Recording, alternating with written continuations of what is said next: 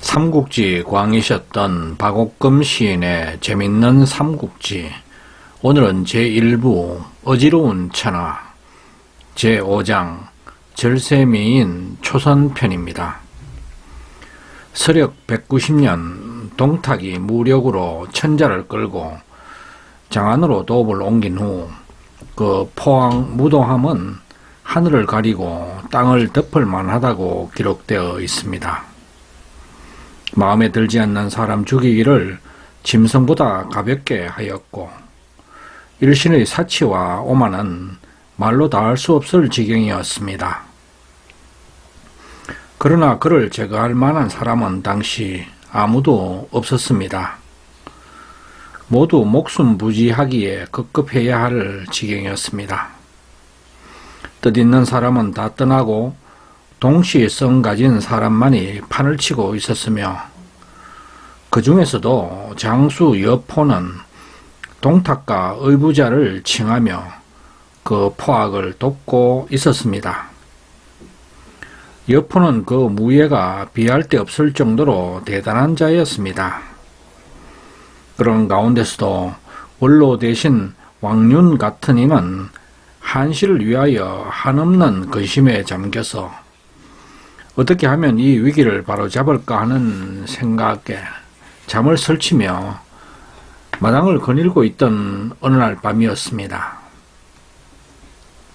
사도 왕륜의 집에는 왕륜이 딸처럼 기른 절색가인 초선이란 가이가 있었는데 그는 한없는 고뇌에 빠진 자기 주인 왕륜을 돕기로 하고 그 방법을 자청하였습니다.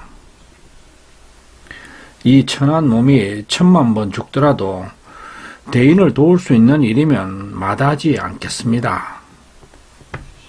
초선은 눈물을 흘리며 자기를 길러준 은혜에 보답코자 하였습니다. 그때 왕륜은 얼른 생각 하나가 떠올랐습니다.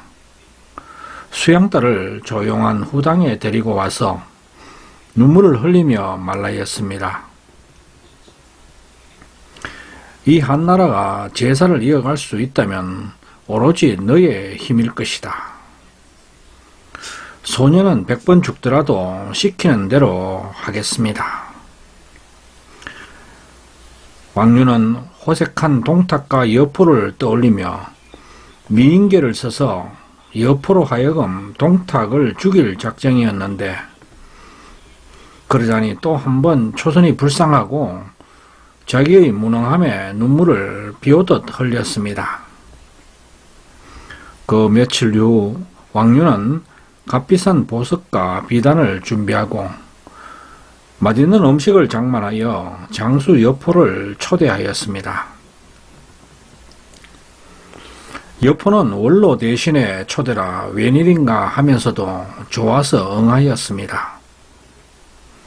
술이 거나하게 취했을 때 초선을 불러들여 술을 따르게 하니 여포는 그 아름다움에 정신을 잃을 정도였습니다.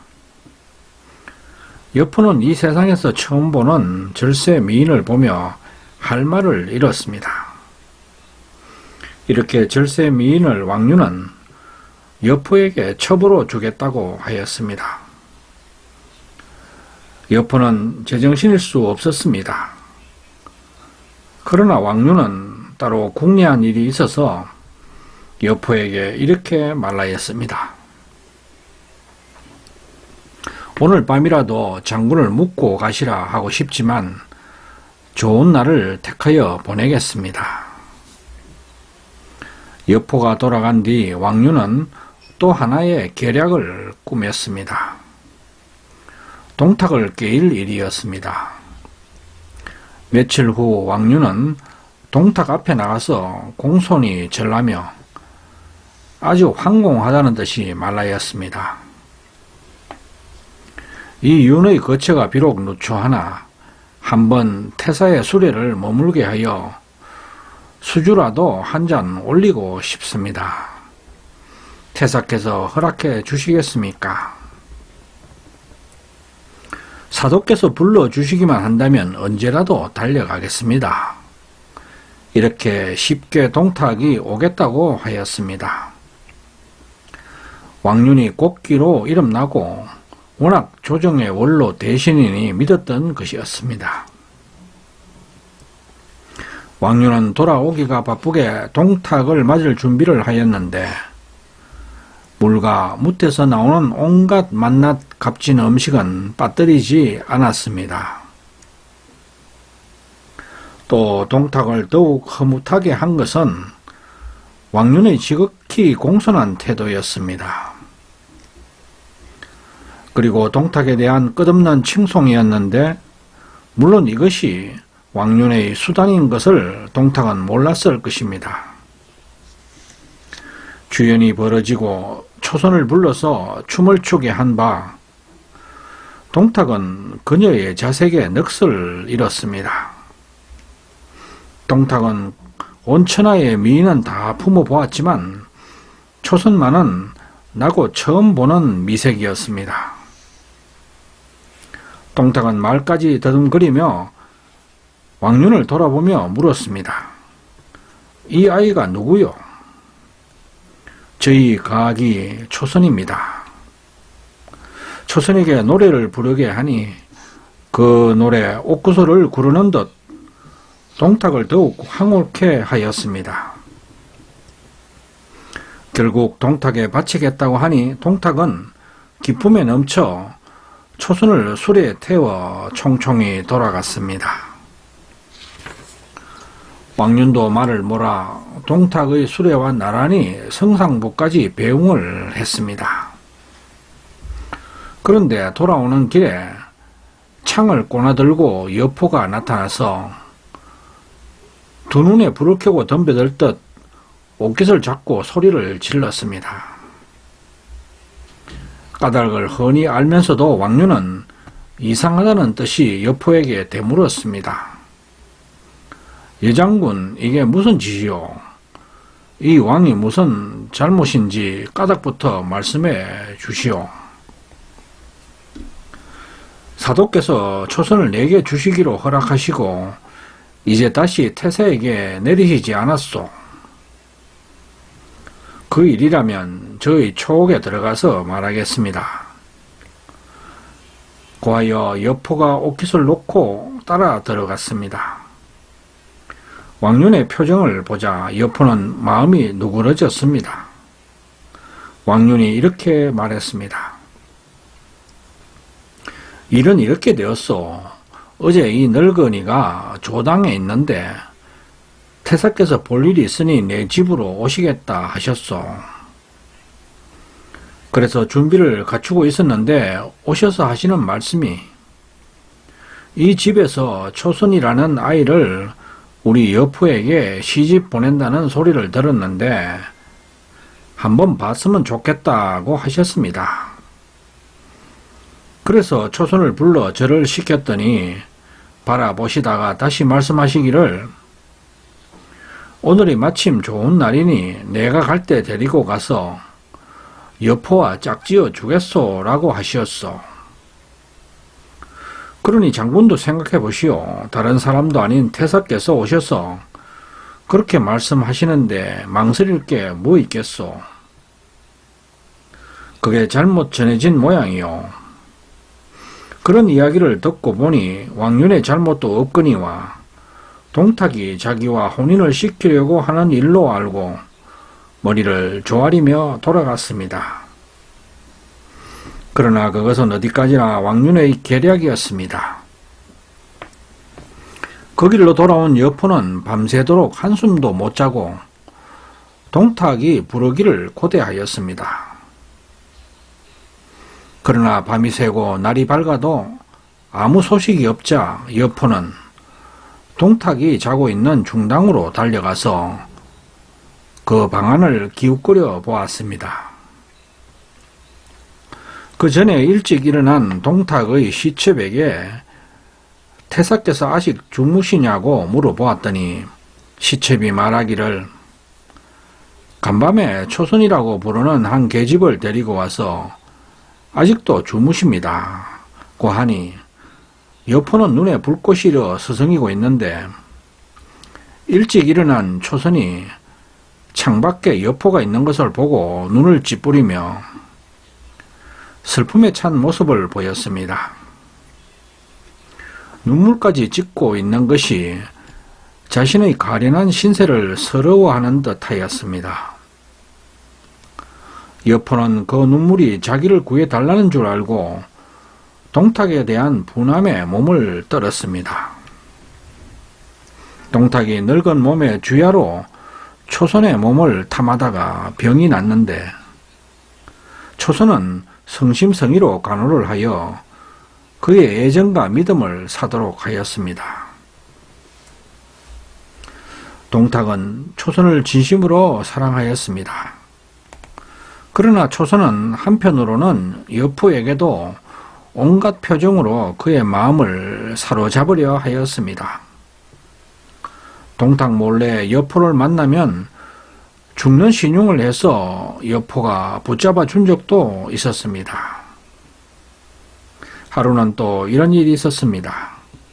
동탁이 임금과 같이 이야기를 하고 있는데 항상 창을 들고 문 밖에서 지키고 섰던 여포가 그 사이만이라도 초선이 보고 싶어 그 자리를 떠나 초선이 있는 성상부 초선 거처로 달려갔습니다. 둘은 사람이 없는 조용한 연못과 숲속에서 서로 안고 사랑을 속삭이고 있는데 동탁이 돌아올 것을 의식하고 여포가 가려고 해도 초선은 더욱 가슴에 파고들며 놓아주지 않았습니다. 이는 초선이 목적을 위해 두 사람을 싸움 붙이려는 수작이었습니다. 동탁은 임금과 이야기를 하다가 주위를 살피니 여포가 안 보이자 의심이 나서 부랴부랴 돌아와 초선을 찾다가 두 사람이 껴안고 있는 것을 보자 눈에 불이 났습니다. 여포는 놀라 달아나는데 동탁은 여포를 죽이려고 따라갔습니다. 여포가 두고 간 창을 던지며 따라갔으나 젊은 여포를 당하지 못하고 씩씩거리다가 누군가와 박치기를 하였습니다. 바로 서서 보니 모사 이유였습니다. 그 사정을 안 이유는 동탁을 생각하는 마음에서 옛 이야기를 하며 초선을 차라리 여포에게 내리면 여포가 더욱 충성할 것이고 동탁의 천하제패를 위하여 좋을 것이라고 하였습니다. 항상 이유의 깨에 의해 사는 동탁인지라 가만히 들어보니 그럴듯하여 그리하겠다고 약속하였습니다. 그러나 초선은 여포를 모함하며 동탁의 동정과 애정을 구해 동탁을 떠나지 않으려고 하였습니다. 다음날 이유가 와서 오늘이 길일이니 초선을 여포에게 보내도록 하십시오 하니 동탁이 하는 말이 아무리 생각해도 그럴 수는 없다. 내가 여포의 죄는 묻지 않을 것이니 이제 그런 소리는 다시 하지 말아라. 만약 또 한다면 내 목이 어깨 위에 없을 것이다 고 하였습니다.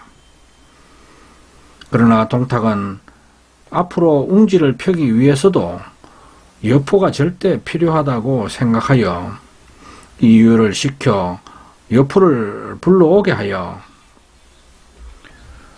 내가 병중이라 제정신이 아니었다. 그로 인해 함부로 말하다 내 마음을 상게 한 것이니 새겨 넣지 말아라 하고 금과 비단을 내리니 얼른 보아서는 원만히 해결된 것처럼 보였습니다. 하지만 귀신 같다던 이유도 헤아리지 못한 게 있었습니다.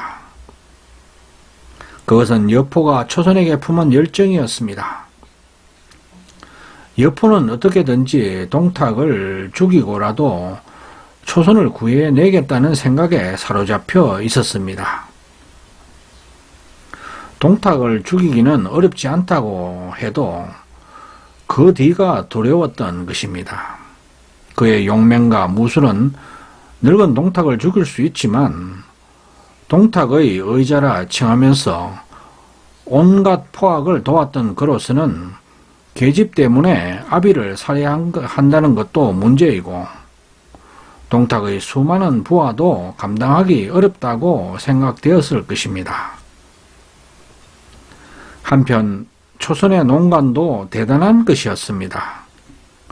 어떻거나 두 마리의 일이인 동탁과 여포, 거기다가 이유까지 모함을 하기 시작했습니다.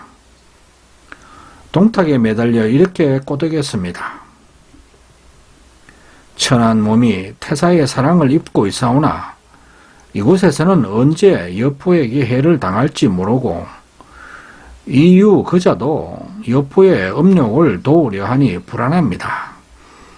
부디 헤아려 주옵소서. 마치 매에 쫓겨 파닥거리는 작은 새처럼 떨며 말하니 동탁은 가엾게 생각하였습니다. 걱정하지 마라.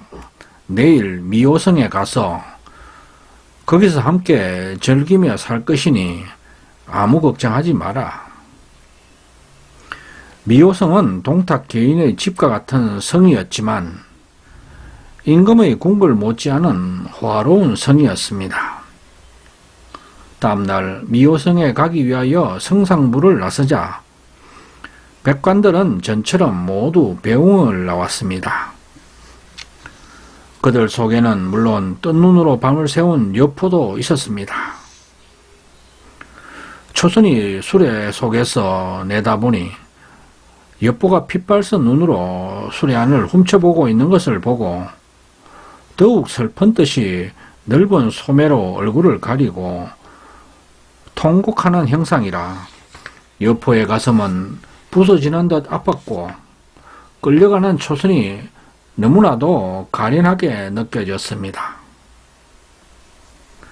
좀 더 오래 지켜보려고 높은 언덕에 말을 몰아 올라가서 바라보며 자기도 모르게 주먹을 불끈쥐며 이렇게 중얼거렸습니다. 오냐, 내 꼭 너를 구해내고 말리라. 그때 등 뒤에서 인기척을 내며 점잖게 다가와 물었습니다. 사도 왕윤이었습니다. 장군께서는 어찌 태사와 함께 미호로 가지 않으시고 여기에 서서 바라보며 탄식만 하십니까?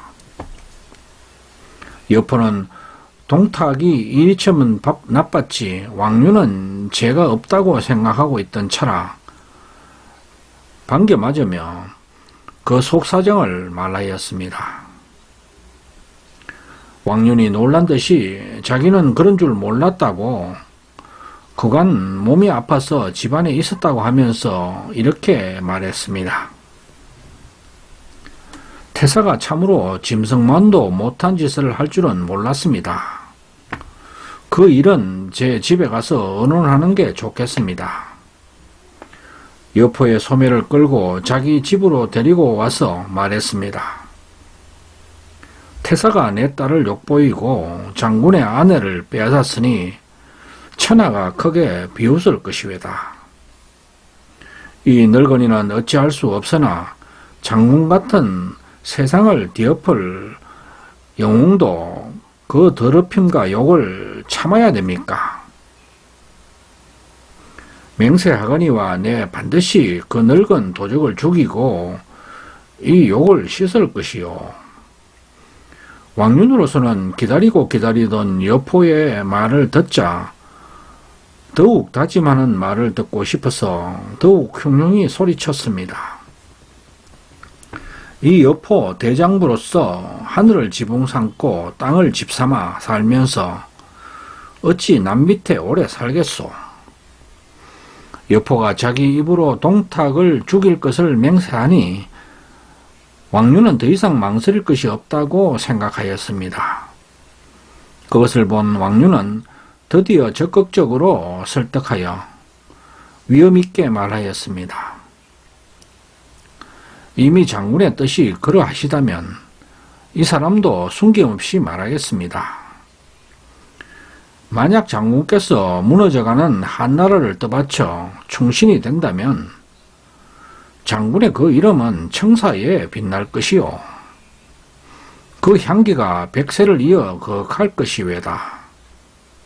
그러나 동탁을 도와 반신이 된다면 그 더러운 이름은 역사를 적는 붓것에 남아 고약한 냄새가 만년을 풍길 것입니다.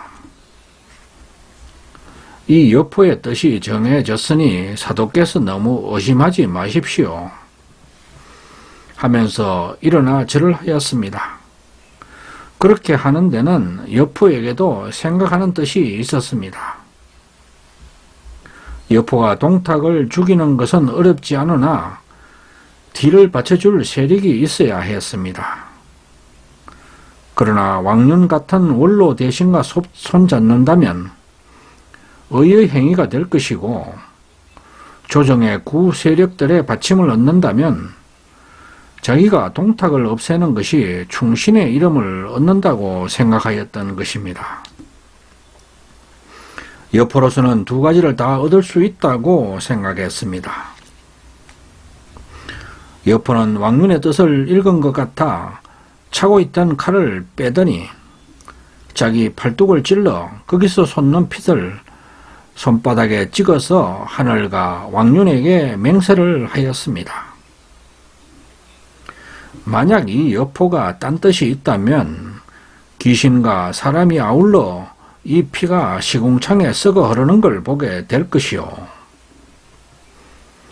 그제서야 왕륜도 여포 앞에 무릎을 꿇으며 엄숙히 말하였습니다. 한실의 제사가 끊기지 않는다면 이는 장군께서 베푸신 바와 다를 바 없습니다. 우선 이 일이 밖으로 새나가지 않도록 하십시오. 늙은 도적 죽이는 일은 때를 보아 따로 계책을 세울 것입니다. 그동안 서로 은밀히 연락을 끊지 말고 기다립시다. 믿어주시니 고맙습니다. 가까운 날 좋은 소식 있기를 기다리며 이만 물러가겠습니다. 이었고 여포도 개인이 그 의견을 따르는 말을 남기고 왕륜의 집을 나갔습니다. 서력 192년 드디어 사도 왕륜이 계략을 써서 천하 맹장이자 동탁의 양아들인 여포의 손으로 포항무도한 동탁을 죽게 하였습니다. 그것은 어디까지나 미녀 초선이 나라를 위하여 제 한 몸을 기꺼이 희생한 결과였습니다. 마침 동탁이 자기 집 미호정에 있을 때 말 잘하는 이숙을 시켜 이렇게 꼬았습니다. 폐하께서 올해 병환으로 계시다가 요즘 쾌차하셔서 여러 대신들과 의논할 일이 있다 하시니 아마도 태사께 제위를 물려주실 일일 줄 아옵니다. 동탁은 자기가 바라던 일이 너무 일찍 온 것을 기뻐하며 서둘러 입걸하기로 하였습니다. 제위를 받을 것이라고 군사를 데리고 가지 않았는데 달려갔던 동탁은 황문 뒤에 숨어있던 여포에게 말 한마디 못하고 중입을 당한 것입니다. 이것이 가련한 여인 초선의 미색이 나라를 구한 순간입니다. 동탁이란 큰 도적이 죽었으나 나라 일은 순탄치가 않았습니다. 왕륜이 너무 강직하여 동탁의 직속 부하를 사면하지 않았기 때문에 그들이 미호에서 이대로 있으면 다 죽겠다고 생각하고 군사를 모아 도로 장안성으로 쳐들어왔습니다. 여포도 감당할 수 없다고 생각하고 왕륜에게 떠나자고 몇 번이나 권하였지만 왕륜은 죽음을 각오하고 내가 천자를 지키겠다고 하였습니다. 그러자 동탁의 부하 이각과 곽사가 천자 앞에서 왕윤만 내어주면 군사를 물리겠다고 하므로 왕윤은 폭도들에게 나가 이렇게 소리쳤습니다. 나 왕윤이 여기 있다. 역적 동탁의 죄는 하늘을 채울 만하니 어찌 죽이지 않을 수 있느냐. 이제 나는 그 목적을 달성하였으니 죽어도 한이 없다. 망고충신 왕윤은 이렇게 죽었습니다. 동탁만 죽으면 세상에 평화가 올 것이라 생각했는데 이각과 각사가 동탁 못지않은 행포를 부렸습니다. 황제는 또 이들에게 구박을 받았고 한말의 구군은 세태일로를 치달았습니다.